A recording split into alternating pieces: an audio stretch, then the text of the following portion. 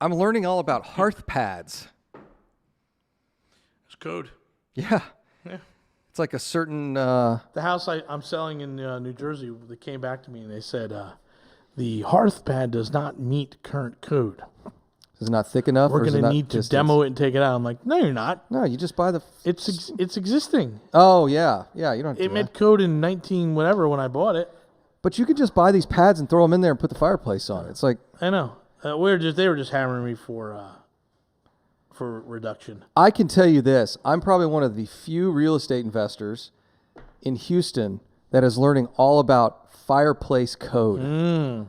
Probably me and you and a couple other Northeast guys, yeah, right? I've sold a bunch of them. Do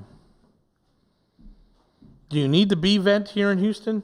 It's a Class A. I don't know the actual vent. Just as it has to be a Class A. Got it. Stack. But the problem in Houston is just everyone just lights up everything, right? Doesn't matter. No one gets their fireplace cleaned or checked. It's Christmas time. Just throw some brush in there and light the fire, right? Oh no, I will tell you, I would do mine every couple of years. Okay. But well, here's the deal. All right, we're gonna talk. Are we live yet? We're live on Facebook. Okay, and stuff, good. Now.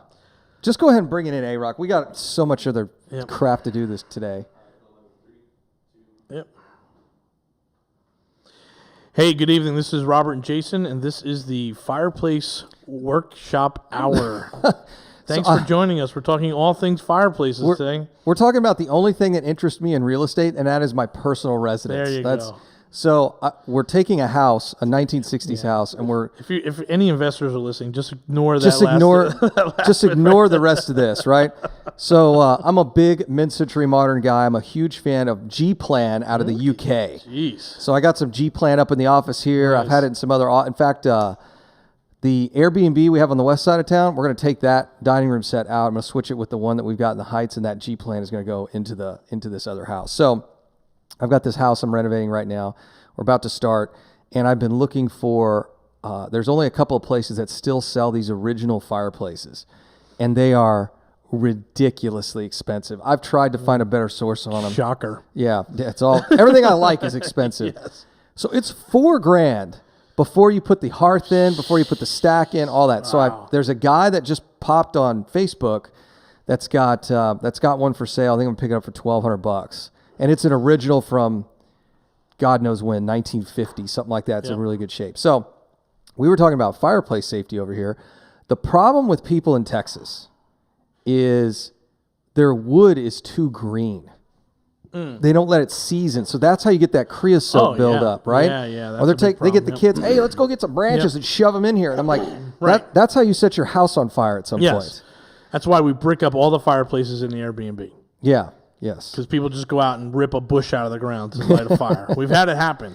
So what happens is if you've got wet wood, it creates creosote, smoke, all this other stuff, and that is combustible inside the I'm all about smokestack. it. Yeah, in New Jersey, we would buy a quart of wood a season. Yeah. Yeah. So down here, I usually buy the season before. So once we get the backyard sorted out over at this property, I'll go ahead and buy a quart of wood, at least a half quart, right? Mm-hmm. And then it'll be ready for, and the fireplace is going into the master bedroom. For your 4 holidays a year. Oh, it's going to the master bedroom. It's going to the master, bro. Got it. Nice. It's going in this one's going to the master. Welcome to Playboy After Dark. Yeah, this is going to be so awesome. Yeah. It's going to be right there to the exit to the pool. Let's invite Mel Torme to play a little bit while we're walking. You are building that house. So if you've ever seen the Playboy After Dark, you've never, there was the Playboy channel, just stupid, soft stuff. But there was a Playboy with Hugh Hefner, they were just hanging out in this postmodern architectural house in L.A.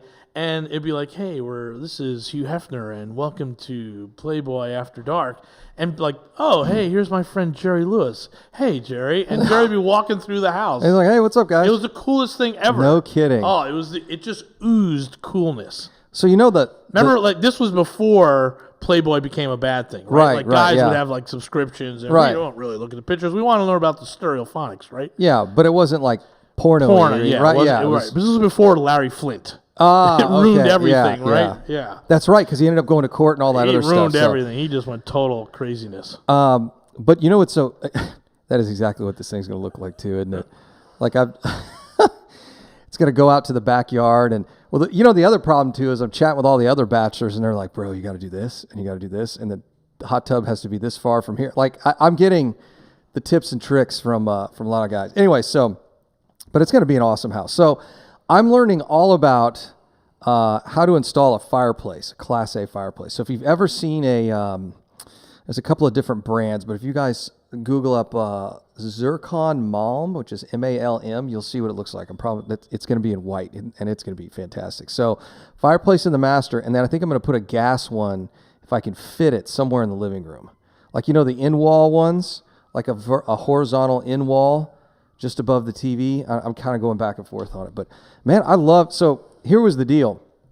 In Houston, if it gets below 60 degrees, you can have a fire and open all the windows.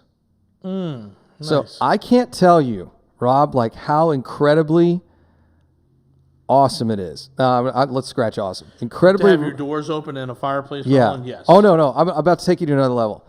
How incredibly romantic it is to be at our beach house in Ray's Way with all the windows open, with the ocean going, and the fireplace roaring. It's fantastic. There is nothing better than that. I mean, there's some things that are better than that. But Vegas would be pretty sweet, right? But anyway, so it's or Miami. We can have our place in Miami. We do that. We're ready to roll with the a travel club. Yeah, we're ready to go. Just writing up some language myself, and then. So, anyways, I'm learning all about fire code as it relates to fireplaces. Here's James Brown at the Playboy house. No kidding. Got the iron spiral stair and the little sunken living room. The idea we have for the other show is called Real Estate After Dark. There you go. You can do it right in your house. Oh, we could do it at the house. For sure, yeah. Could do it right there either from the bedroom or living room where it overlooks behind you and into the pool and the backyard and all that. Just random people like walking around. Yeah, we're totally going to do that. It'll be a weekly show, folks. It was in West L.A. in the Fairfax district. Nice. Oh, it was a studio. It wasn't even a real house. Look at that. No kidding. Nice. Let me see here. 1969 and 1970. The stark modern architecture at Television City consisted of black and white planes meeting at razor-sharp corners with accents of dazzling red. And the work of Piera and Luckman of Los Angeles. Dude, they released it on DVD. I got to see if I can find it. Look at the guest list, man. Holy cow. Yeah, I'm telling you. Like, this was, Iron Butterfly was there. You got to be kidding me. Oh, my. Merv Griffin. Oh, my God. Yeah, so this was, let me see here. Playboy after. Ike and Tina were there. Joe Cocker, the Coswells. Holy cow. Oh, yeah, I got to find this. It was a variety show. Dude, that is funny. Here's a picture of Don Adams, Barbie Benton, Hugh Hefner, Lindsay Wagner. Wow. Hanging out. I mean, you probably don't know half those names. Yeah. Don Adams was Get Smart. Lindsay Wagner was the Bionic Woman. Yeah, this is crazy. All right, I'm going to see if I can find the videos of this. It's so good. This is the show. It is the cool, and of course, like everyone's drinking like cognac or whiskey and bourbon and on the rocks, and there's a couple waitresses walking around. You know what I love about this? The guys are in tuxes or suits, and the girls are just wearing whatever they want. Yeah, absolutely. It was a black tie event. Sammy Davis is there. It's amazing.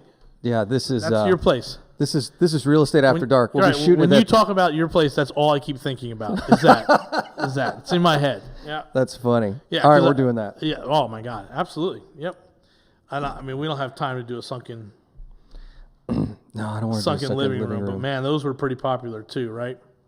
You know what the sunken living room reminds me of is just Meemaw coming walking through in the middle of the night, snapping ankles, busting her face in. We've looked at a couple houses that have sunken living rooms. But of course, they have sunken living rooms out here. This was, I mean, everything in 1960 had a 50 to 60 down here probably had sunken living rooms and those fireplaces. Oh yeah. You need an egg. You need an egg. The egg chair? The egg chair. Yeah. You absolutely need one. Yes. White with orange or red on the inside? With the sensory deprivation, with the speakers, the high phonics. Yeah. Oh, there you go. Yep. There's a whole website out there. Now, to buy some of these originals, I'm still buying G-Plan right now because it's reasonably affordable. Mm-hmm. But if you start looking at Herman Miller, Adrian Pearsall. Adrian Pearsall started to get really expensive. The originals are getting pricey. You're talking about $15,000 for a chair. You know, it's starting to get a little unreasonable. I bought some teak wood from G-Plan nesting tables a couple years ago. I paid $250, $300 for each one. They're now over like $3,000. It's like it's starting to get kind of crazy. So the replicas are sometimes made even better.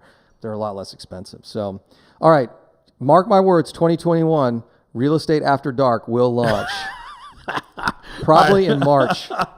This is Robert and Jason with the Texas Real Estate Radio Network. We will be back. Dude, this is awesome. Yeah, we're totally doing this.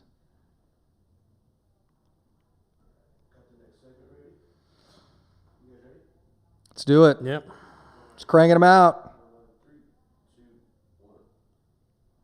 Welcome back, Jason Bible, Robert Orfino. The best real estate show on the air because we don't talk about real estate. Not a lot.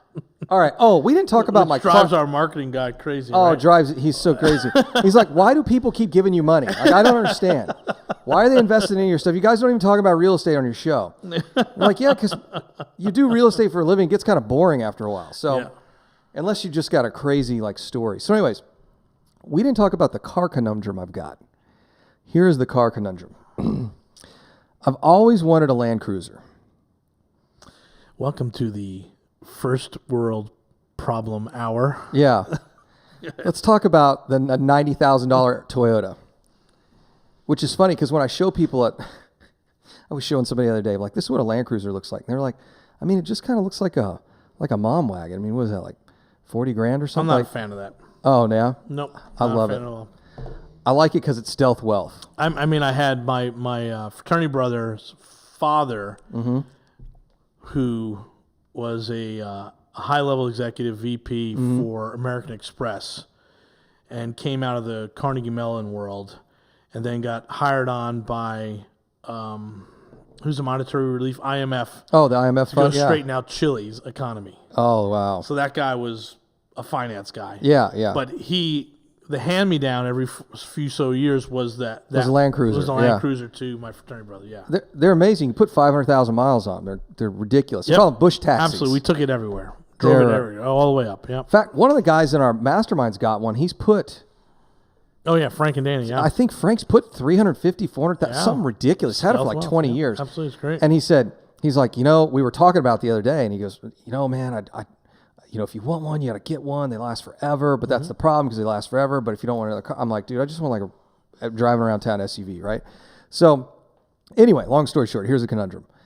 2021 will be the last year they make it with a V8, and it's probably going to be the last year they bring it to the United States. They only import a couple thousand a year to the United States. It's not that popular because it doesn't look expensive. That's the problem, right? It doesn't look flashy. It doesn't have all the newest massaging seats and all that other nonsense. But it will it's designed to last 25 years. They make it in Japan, and they send it here, and it's made to last 25 years. So I really want to get one. So I don't know. In a Lambo. Jillian didn't like the Lambo idea. I don't need any of that, yeah. We have the Model Y. Jeep's almost paid off. Yeah. And then the Cybertruck. Or do you just go for the Roadster? I just don't know when he's going to get it finished. That's the problem. Yeah, that's the problem. I think the S is getting an upgrade. Oh, it sounds like it because sales are down. Yeah, the S and the X are getting an upgrade. Should be interesting. I really like the X. It was just for the size. It just didn't seem like it was roomy for the size, if that makes sense. It has something to do with the hatchback when we test drove it, but I liked it. It was great in the back seat. There was a ton of room. Oh, yeah. The two captain's chairs in the back are fantastic. It's definitely a cool vehicle. So, and of course the S is just ridiculous. Brian was impressed with the X. He's like, this thing is a lot nicer than I thought it would be. Super nice. So anyway, so that's our Tesla update, Tesla car update. Yeah, I'm patiently waiting, and we'll have a 3 vehicle. My wife is insistent that at least one vehicle is 100% paid off. I'm like, okay, whatever. That's fine. Yep. One's going to be the company's, and one's going to be in our name. So That's how we'll do the Teslas. I do like having a 3-car household. That always makes sense. That's definitely a first world problem. First world. There's 2 people live there, and you got the first world problem hour. I was supposed to be looking for a warehouse this year for the other cars. It's like, oh, you got 17 cars. Like what? I'm so tired of those Honduras cars. Yeah, just. I gotta go drive to the warehouse to pick up the Porsche. Then I gotta pull beam around. I gotta do this. You know, it's like almost you saw like Reggie Jackson's car collection burnt down. Yeah. 20 years ago, and then these other guys have always had problems with this stuff. Yeah, I'm not a car guy in that sense. Yeah. I mean, I'm a Tesla guy. So there was an interesting article. There are tons of Tesla millionaires, guys who bought the stock at 17 and 20 bucks. Yeah. But can't afford to buy a Tesla. That's funny. Yeah, they're millionaires on paper. Yeah. But they can't afford to buy. Well, we got some EXP millionaires. That's true. Well, speaking of car, I've driven I swear I've driven most modern affordable Ferraris. It just doesn't do it for me. Even some of the Lambos aren't that great. I mean, it just the Huracan was first Lambo. I was like, okay, this is kind of a cool car. I've never been interested in that. I mean, I've liked the Vet. That's always a great car. That's a great buy. A fan of that, but then it got boxy for me, and I didn't like it. Yeah. I'm back in the early 70s. I love that Corvette Stingray, right? Yeah. That is a beautiful vehicle. I know they're hard to find and they're tough to maintain, but the problem is the ergonomics in those older Vets too. It's kind of driving like this, Yeah, it's not upright. It's like driving a tractor. Love the older Porsches. My friend had a little Boxster. It was a 914. Mm-hmm. It's a little box, just VW. Those are starting to get really expensive. Yeah, he had one. And my other friend at the time back in high school had a Saab Sonnet. Oh, no kidding. Yeah, I just could not get that thing to work. We tried so hard. Yeah, Saab Sonnet. Was it a 5-cylinder? Saab and Volvo made a bunch of straight 5-cylinders, which were kind of goofy. And vacuum. Yeah, but that was the car that was winning all those rally races in that class. That's right, yeah. That guy, that driver in that Saab Sonnet was just crushing it back in the late 60s. When I grew up, it was like legitimately, there was Mario Andretti IndyCar racing on TV at night, prime time. Hey, here's the thing. We're like, oh, and we'd watch, right? Mm-hmm. It wasn't until the early 80s that stuff just drifted out, right? Yeah, we watched all that stuff. I've driven a couple McLarens, not a big McLaren guy, although I've not driven the new 720. No, so I'm thinking now, okay, in that driveway, yeah. What's in that driveway? And for sure it's a Tesla. I think for sure it's a Tesla. I gotta have I'm gonna end up with a Tesla in that at some driveway. point. And you should either get the S upgraded or the Roadster. Yeah. Because the company's gonna have the Cybertrucks. Yeah, so you can pull one of those anytime you want. Which with my Tundra, I'm like, if we're gonna have trucks at the office, I don't need a truck. I can just go and grab it any time, right? The Roadster would just be absolutely wicked. It's gonna be so fast. Silly. Yeah. And if you guys have ever owned really high-end cars before, one of the biggest problems is maintenance on them. So it's not necessarily a problem. It's like if you need parts, if you get into a fender bender, it takes forever to get parts. It's a total nightmare. And the Roadster's not going to have that problem. I'm just wondering how fast the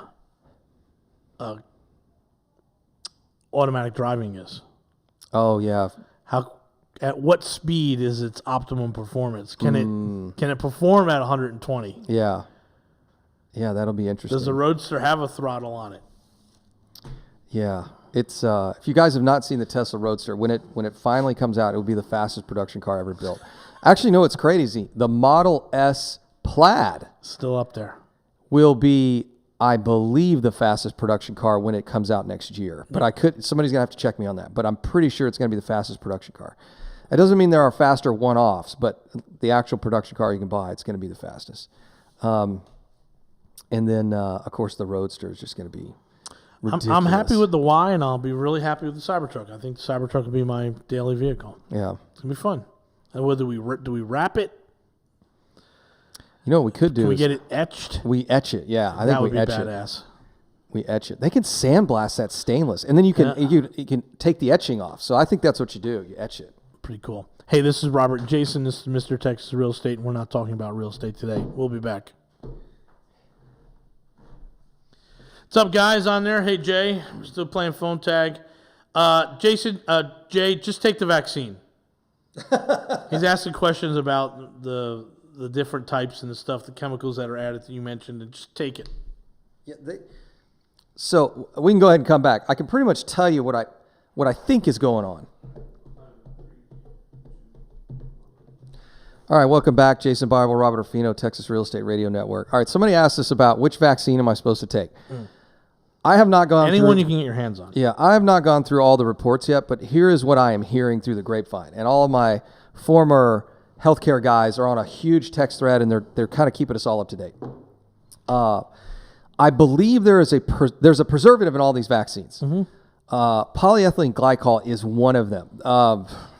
Antifreeze in your So that would be the radiator. Moderna one, why it's not so, doesn't need that deep freeze. Correct. So there's two types of vaccines. One of them require like this crazy deep freeze, and the other one doesn't. Pfizer and the Moderna. Yeah. I think so. So polyethylene glycol is an antifreeze. It's what you use in your car. It's what kills animals if they do. That's why you got to get rid of antifreeze, because it smells sweet, and it's got the polyethylene glycol is what binds in humans and animals. It kills them, right? So I probably shouldn't mention that with regards to enough water will kill you, right? I mean, it's just a matter of dose. So I believe it's the preservative of polyethylene glycol that's causing the adverse reactions. It's not the actual vaccine itself. It's what it's preserved in. So, but that was just, when I started reading the preliminary reports, I'm like, this sounds like it's a preservative. It doesn't sound like, it sounds like it's something else unrelated to the actual vaccine. So at least no zombies that I know of yet. Doesn't matter.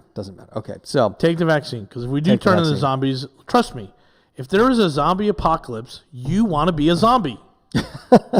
You don't want to be the guy running for its life, pumping gas out of the tanks with a hand pump, trying to get your car going. While you're trying to pop zombies. While you're trying to pop zombies in the head. Yeah. No, you don't want that. You want to be a zombie. Yeah. Just listen, embrace flesh. It's just the new it's the new thing, right? Just, no one's watched Zombieland. Those rules are made for a reason. Absolutely, but cardio. Lots of cardio. Do you want to be the last four people in the country driving around? I mean, that's not Doesn't sound like fun. No, it's not fun at all. Will Smith did not look happy in I Am Legend. Not at all. You want to be the zombie. So take 2 doses. Let's go. Boom, boom. Double it up. Get it done faster. I like it. What are we talking about? Yeah. And the undead don't have a soul, so then your soul will go to heaven. You're in paradise. You're good. Yeah, we're all good. Your flesh suit runs around trying to eat Jason and his buddies. That's it. You're okay with it. That's why I keep buying all these beach houses. I just take the stairs out and they can't get up there. Well, you saw the World War Z, right? They pile on each other. That's right. Yeah, they keep piling up. Yeah. No, I think the boat is the safe. The boat's probably the best way to do it. Yeah. And then you find an island and you have to exterminate everyone off the island, and you can live on Catalina, right? There you go. I like it. Yep. That's what we do. So we've already got our plans. That's part of our mastermind, by the way. We talk about what best way to survive a zombie apocalypse. Well, it's as quickly as you can go. Yeah, absolutely.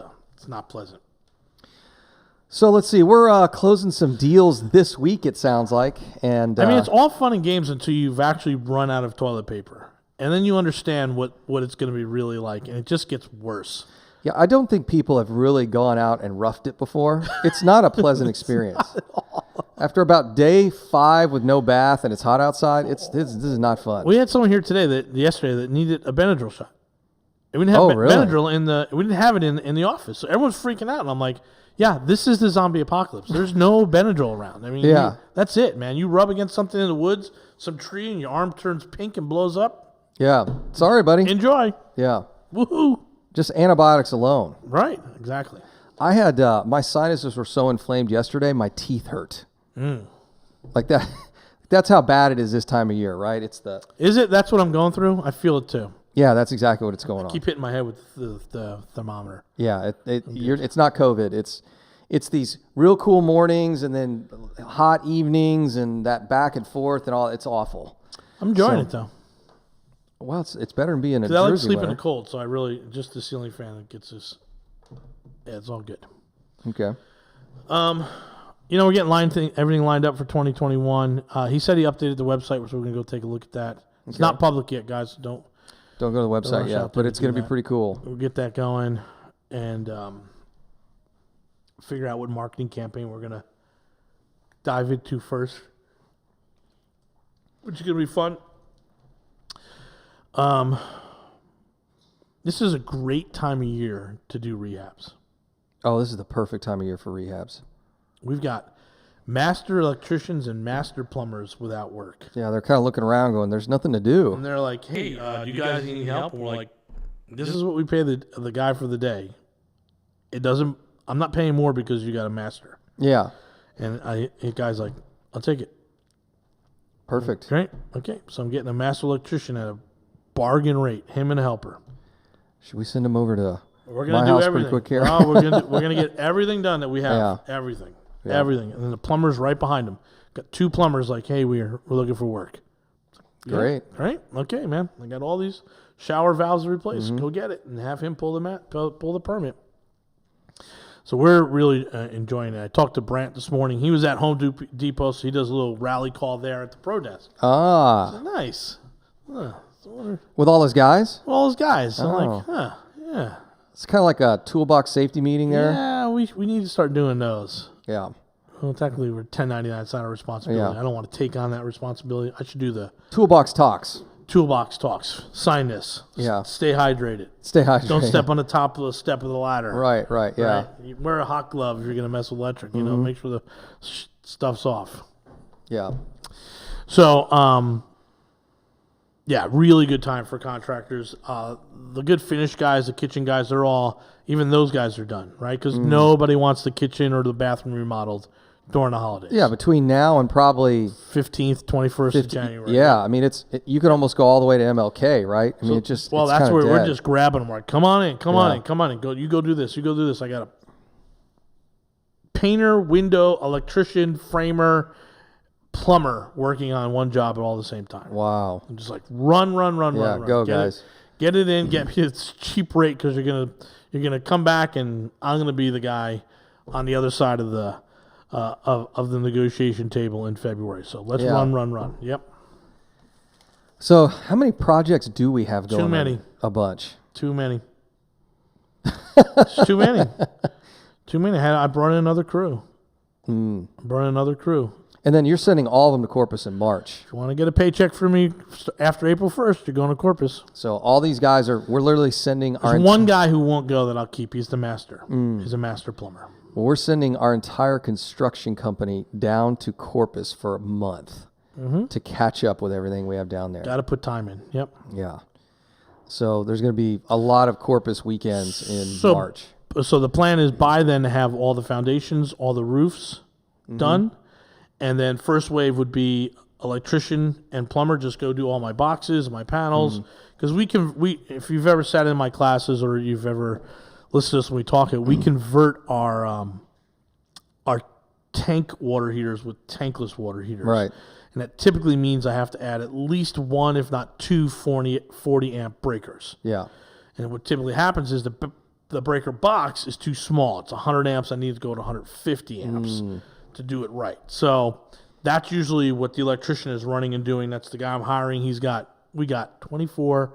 We probably have 42 houses for him just to whip through. Wow. And upgrade over the next 6 weeks. And then kind of squeeze in your house for the Tesla upgrade. Well, I'm not there yet. It's gonna happen. I'm the classic contractor. I'm the last. My house looks like crap. Yeah, right? That's right. You're the last one, right? Yeah, lots of toys, but no work up there. But that's why I was joking with everybody when we were talking about doing my personal house. I'm like, no, guys, this is where all the parties are going to be. This is where everybody's going to hang out. Like, if you're in real estate, it's got to look really, really good, right? But you don't have a zillion people at your house. It's just not yet. Not yet. Yeah. Hey, this is Robert and Jason. This is Texas Real Estate Radio Network. We will be back. Is that 3 or 4? 3. One more to go.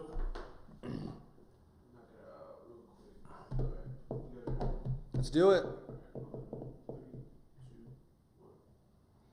Hey, welcome back. Robert and Jason here. We sure do appreciate you guys hanging out with us every night, listening through, sticking through. If you're hearing us on a podcast, thanks again. If you're watching on YouTube or Facebook, we certainly do appreciate your patronage. Yeah, Thank absolutely. you very much. Yeah, thanks for supporting us this year. I mean, I was looking at, was chatting with one of our agents today, and the big announcement is April 1st will be our grand opening here at the Texas Real Estate Center. Yep. And April 1st, 2019, 2 years ago, a little less than 2 years ago, was when we started the Mr. Texas Real Estate team and the Texas Real Estate Radio Network podcast. And at the time, it was just a podcast. And inside of 2 years, because you guys have been so supportive of our efforts here, we were able to turn this into a nationwide radio show program. We got this big, beautiful building here with our names up on it, and buying commercial and residential and Airbnb and single family and all that stuff. So big thanks to all you guys that have supported us for the last 2 years. I mean, it's only been 2 years. And it's not even 2 years yet. It's April 1st, it'll be 2 years. Yep. So it's been a really wild ride, and we certainly appreciate you guys coming along with us. Now, that doesn't mean we've only been doing real estate 2 years. This most recent venture is only 2 years old. Yeah. So I think you've got... over a decade. Yeah, over a decade. I'm at, it'll be 8 years in 2021. Yeah, over a decade, and And you're done with it. Didn't get started until the 8th year. Yeah. We were reading some bigger pockets posts. We're watching.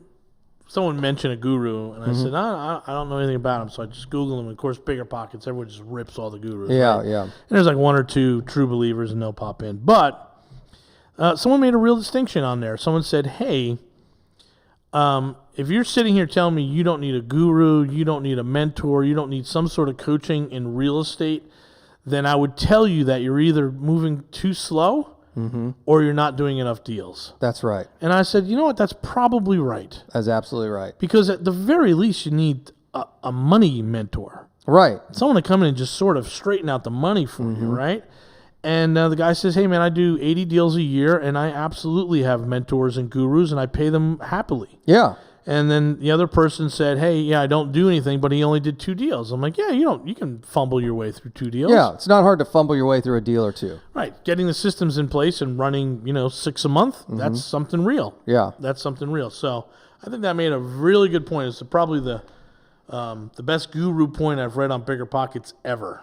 The way I like to look at it is, if you're doing more than 10 a year, you need some sort of help there. Yes. Because you're really doing about 1 a month. Yeah. And if those are rental properties, one thing, but if you're flipping and wholesaling, you're doing more than 10 a year, you really need some outside help. Is the biggest problem. Yeah. I think that 8 to 16 world It's tough. is really, really tough, because what typically you've done is you've pulled your spouse, Yes. right, or another brother or something into the picture, and you're just not making enough money. You're not. There's a point you got to punch through. Yes. And I think it's about 16. You got to get 1 a month. You really got to get through. There's that 2 to 3 a month. Yeah. Things start looking real good, and then when you get to 3 to 5, and then let's say 6, 7, 8, I found that there was a sweet spot, at least in this marketplace, somewhere between 50 and about 80-ish. Sure. So 50 to 80 properties a year, that's a good little sweet spot. When you go past that, you've got to punch to like 200. Like it's a 90 middle management. Yeah, because that's exactly what happens. Yep. You've got to bring in all this middle management who are not directly related to bringing in income, right? That's right. Yep. So to carry that extra overhead, you've got to punch through to like 200 a year. Like we got up to, I think our best year was almost 150. But we were doing financially much better at like 90 to about 105, 110. Sure. So once you get that triple digit, you really got to punch through to like the high hundreds into 200 real fast. Yeah, people don't understand it, and people die. Oh, you die in that? That 90 to 150 is just, it's killing field. Yeah. Right? That's where you just get, you're done. You're out of the business. So here's what I always ask, how many you do in a year? And I'm like, ooh, okay. Well, and the other thing I'll tell folks, let's talk about how you get killed there. A lot of people think, oh, I'll take it to 125, and then if it doesn't work out, I'll take it back to 60 or 70. Dial it back. Nope. That's not how it works. You're done. What happens is you're over the edge. The losses are coming in too fast. Yep. Your overhead's still too high, including marketing and sales and all that other stuff. And you literally go to zero of bankruptcy. Yep. Like it's almost like you hit this wall and then just die, right? Yep. Brant and I've had this conversation a million times. Like there's a sweet spot at that. if you're like a sole proprietor, not a big team, 30 to 50. If you're starting to build a team, like I said, 70, 80, maybe 110, you go beyond that, you better have some real heavy capital behind you, because it just operational capital, because it's really hard to punch through that side. You know, and I have a bunch of folks in California. They're doing 6 a year. Yeah, but the margins are tighter percentage wise. But the money's pretty good. 2 and 3 million. So hey, yeah, I only made 3%. Yeah. On a $3.5 million deal. Yeah, but they're doing okay. They're doing it, and they have 6 of those, right? Yeah. And those are usually perfect. They're husband, wife. They think they're on TV. Yeah, yeah. You know, she thinks that the tile she picks, her backsplash is making the money, right? Yeah. She doesn't understand the market. I can usually pick those couples out when we go to the RIAs. Yes, absolutely. Always dressed to the nines. But like this market's a tough market to do that in. Yeah, you can't do that in. Yeah, no, you're going to have to crank it out. Yeah. People believe that the baseboard they picked is why they got the money they got out of it. Yeah, it's not. Like, no, it's market timing and the location and the school system. And yeah, unless you're doing that really high-end product. Even still. But, I mean, the really high, $2 million, $3 million. Man, Jason, I did a $20 million Malibu flip. Yeah. And one of the really, really smart guys in California real estate, he came and he said, I could either do a $6 million flip here or a $400,000 flip. Wow. And I'll make more money on the $400,000 flip. Interesting. So he basically made us build the bones out. He's like, I want a PEX system. I want upgraded panels. I want better sliding doors. I want to do all this stuff. And then over here, we just do contractor grade on this stuff, because the person behind me that's going to buy this for $22 million are going to, they want gut it. But when they do the inspection, they're going to find that the PEX system's already in, the hot water heater's upgraded. Gotcha. Hey, all you got is cosmetic. And so he played those games down in Malibu, right below Pepperdine, right in that little strip right there. Man, he had so many going at the same time. And all he did was these little $500,000. Like, it was a good gig for me. Yeah, yeah. Like, I was running a 38% margin on a $500,000 gig. I am loving life. Good, right? I'm doing good. But he'd be like, hey, we can go all the way here. We can go super high-end tile, and we'll import these exotic woods, and we can make this whole wall collapsible. We can have the roof extend back, and or I can just fix the bones. Yeah. Fix the piers, make sure this thing is solid, so that when a new client comes through, they get that inspection that says, this is good. Great. This is just kitchen and tile, right? You know, it's interesting. All the high-end ones that we had sold, a lot of times they went in and redid kitchens and baths. They always do. They just go in and write it. They're like, all right, we'll buy it for $800,000. We're going to spend another $150,000, $200,000 just upgrading it, right? Again, and you're like, okay. And I don't think people who are flipping those $1 million houses here understand that. That they're coming in and we're going to do your kitchen. Doesn't matter what cabinets you have. They're going to come in and do it. Spend the money on the internal structure and just put contractor grade, because they want to upgrade it anyway. That's right, yeah. They want to. Yeah. I mean, we had a buddy of ours do that house in the Heights with a custom cabinet builder right there. And I'm like, what are you doing, dude? They're not keeping this kitchen. No. I promise you, they're not going to do it at $1.2 million in the Heights. Hey, this is Robert and Jason. We had a fun little hour here. Thank you very, very much for checking in. We'll do another one, and we'll catch you in between the holidays. Thanks for listening. That was good. Doing well like that. That's perfect.